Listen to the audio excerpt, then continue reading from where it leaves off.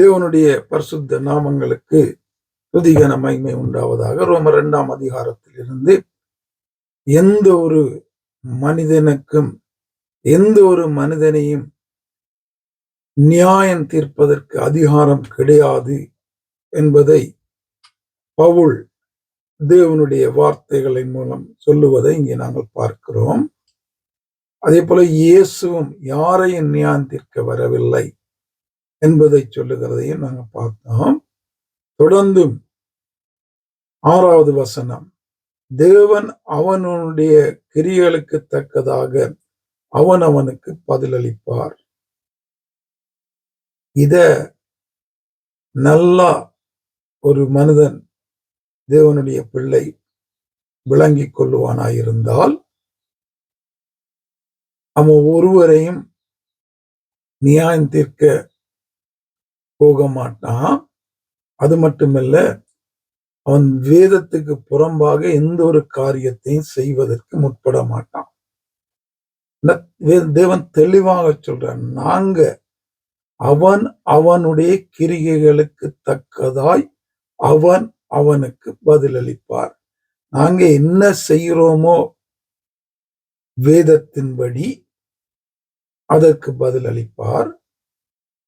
நாங்க என்ன வேதத்துக்கு புறம்பாக செய்கிறோமோ அதுக்குரிய பலனையும் அவரிடத்தால் அவர் தருவார். இதை ஒரு மனிதன் மறந்துடக்கூடாது.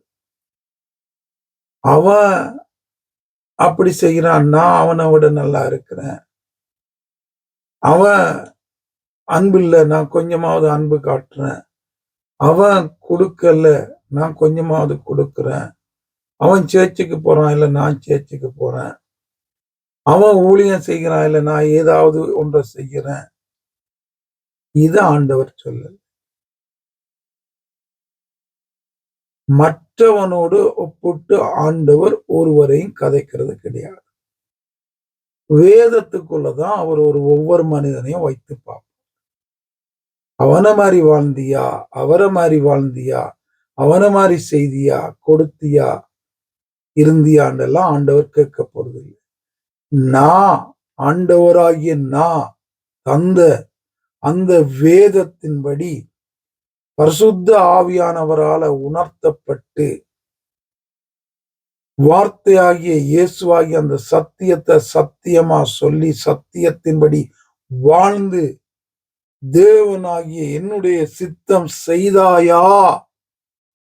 இதான் ஆண்டோட கேள்வி. இவர் ஒன்றும் கேட்க மாட்டார்.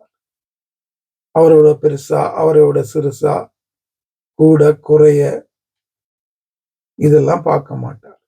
அவரோட பரிசுத்தம் இதெல்லாம் அவர் பார்க்க மாட்டார். அவருடைய வேதத்துக்குள்ள வச்சு பார்ப்பார். இதன்படி வாழ்ந்தீங்களா?